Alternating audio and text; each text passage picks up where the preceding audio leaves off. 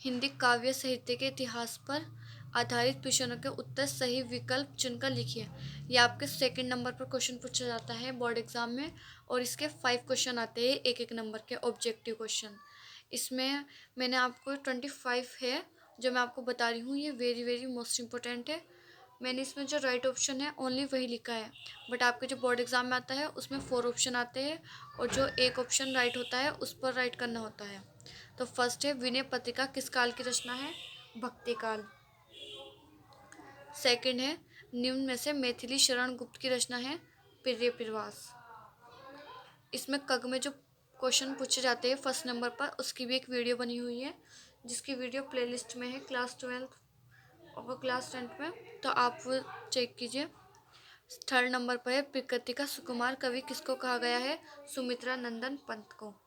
फिर है, रामधारी सिंह दिनकर को उनकी काव्य कृति उर्वशी पर पुरस्कार किस सन में मिला था? तो ये मिला था 1972 में। 5 नंबर पे क्वेश्चन है, तार सप्तक से संबंधित है? तो रामविलास शर्मा। 6 नंबर पर है, वीर गाथा काल की विशेषता है? नारी का रूप, सौंदर्य चित्रण। 7 नंबर पे, प्रयोगवाद को नई कविता की संख्या दी किसने दी? अगे ने। फिर 8 नंबर पे, सुमित्रा नंदन पंत को चिदंबरा कीर्ति पर पुरस्कार मिला था? तो यह था भारतीय ज्ञानपीठ पुरस्कार। आपको ध्यान रखना होगा कि जो ये क्वेश्चन है, सुमित्रा नंदन पंत को चिदंबरा पर मिला था और एक साहित्य पर मिला था, उसका क्वेश्चन अलग है। तो आप इसमें देखना, ये चिदंबरा पर मिला है, तो ये मिला था भारतीय ज्ञानपीठ पुरस्कार।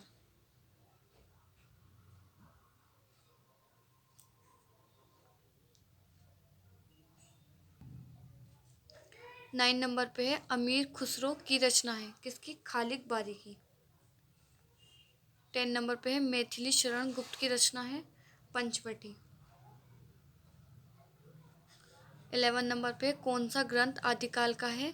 खुमान रासो आदिकाल की रचना है? 12 नंबर पे है, मैथिली शरण गुप्त का पहला काव्य संग्रह है? रंग में भंग।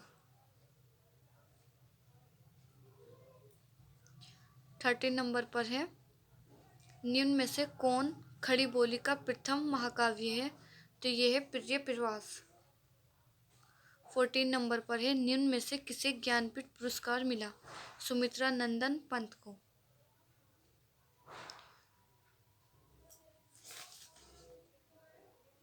अब इससे पहले 8 नंबर पे क्वेश्चन था कि चिदंबरा पर किसको ज्ञानपीठ पुरस्कार मिला था? वो सुमित्रा नंदन पंत को कौन सा पुरस्कार मिला था? तो ज्ञानपीठ पुरस्कार था। अभी इसका उल्टा क्वेश्चन आ गया कि निम्न में से किसे ज्ञानपीठ पुरस्कार मिला? सुमित्रा नंदन पंत को। सुमित्रा नंदन पंत को साहित्य अकेडमी पुरस्कार किस कृति पर मिला था? देखो, इसमें साहित्य पर आया है और उसमें था चिदंबरा पर। चिदंबरा पर मिला था ज्ञानपीठ पुरस्कार, और साहित्य पर कौन सी कृति पर मिला था? कला और बूढ़ा चांद पर। फिर है, मास को अभी दूर है के रचयिता है?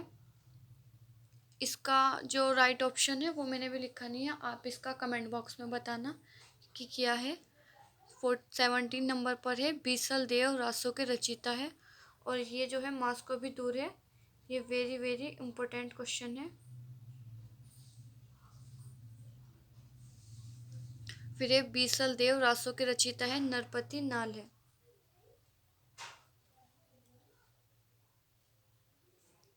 18 नंबर पे, कौन सा भक्तिकाल का महाकाव्य है? तो यह है श्री रामचरितमानस। फिर 19 नंबर पे, निम्न में से राम भक्ति शाखा के कवि कौन नहीं है? इसमें ध्यान में रखना, कौन नहीं है आया है।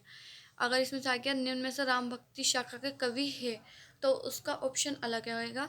तो आपको इसमें केयरफुली देखना है कि कौन नहीं है। तो चतुर्भुज दास नहीं है, राम भक्ति शाखा के कवि नहीं है। फिर ये रीतिमुख काव्यधारा के कवि है? घन आनंद। फिर है, कामायनी की रचना है? जयशंकर प्रसाद। आंसू झरना, ये भी आ सकता है कि आंसू झरना किसकी वो है, रचना है? तो ये भी जयशंकर प्रसाद की है।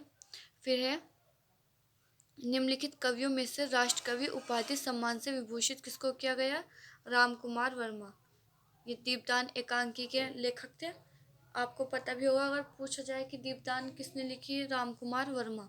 ये क्वेश्चन ज़्यादातर पूछा जाता है दीपदान का।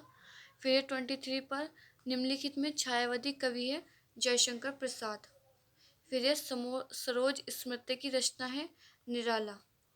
फिर ये तीसरा सप्तक का प्रकाशन वर्ष है 1959 ईस्वी में। फिर ये तार सप्तक का प्रकाशन वर्ष है 1943। ये आपको ऐसे पढ़ा 1959 ईस्वी में, और तार सप्तक का प्रकाशन वर्ष 1943 में, और ये था तीसरा सप्तक का। आप इसमें ध्यान से देखना। लास्ट इसका रामधरी सिंह दिनकर की रचना है परशुराम की प्रतीक्षा।